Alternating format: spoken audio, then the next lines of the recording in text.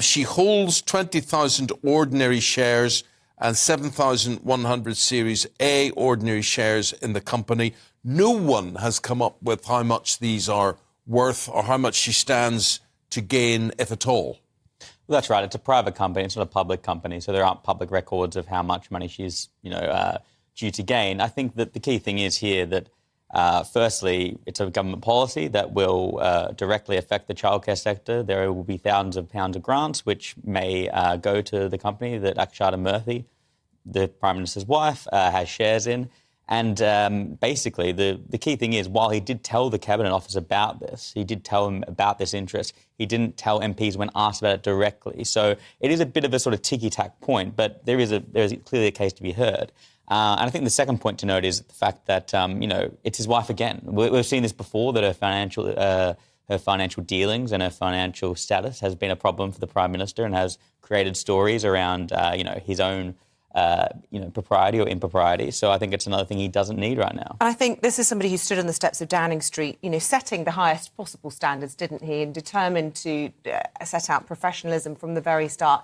And yet this is the guy who was fined in Partygate. He didn't wear a seatbelt. He didn't have his dog on a lead recently. And now he seems not to have followed the proper process with declaring his wife's interests. So is this, sort of like disregard, a sort of arrogance for the rules almost?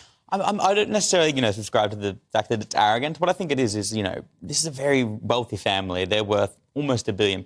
They have a very complex web of financial arrangements, as people, who are this high worth generally do. And I think that for him, I think that he really wants to keep his family out of it, but he does it to the extent that he becomes complacent about these things, and they maybe don't, cross off all the I's and all the T's that need to be done. I think that ultimately, sometimes that he's not necessarily the most politically savvy operator, and he doesn't see these things coming. So, I think it'll be interesting to see how the investigation goes. It doesn't seem like it'd be a very large amount that she would financially benefit from, because we're talking about thousands of pounds here, not, £1 million contracts. And complacent, not arrogant. Do you think that will be the view of Cabinet this morning when they meet with him?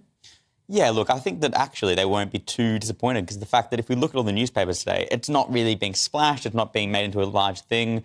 For a cabinet that has gone through the last 12 months of Boris Johnson and Liz Truss scandals, I think that they won't be too, fazed by it. And I suppose, to be fair, if you set yourself the highest standards, it's easier to to slip, according to them.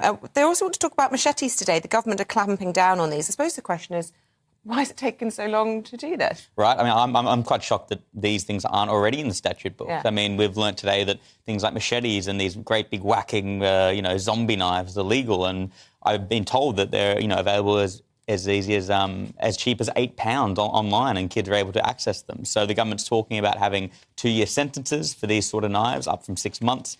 And them also being, largely banned, except for very, rare examples. So I think that this is something that will be quite a bipartisan policy, and shows that the government is trying to come up with ways to reform the justice system and the criminal system to reduce crime.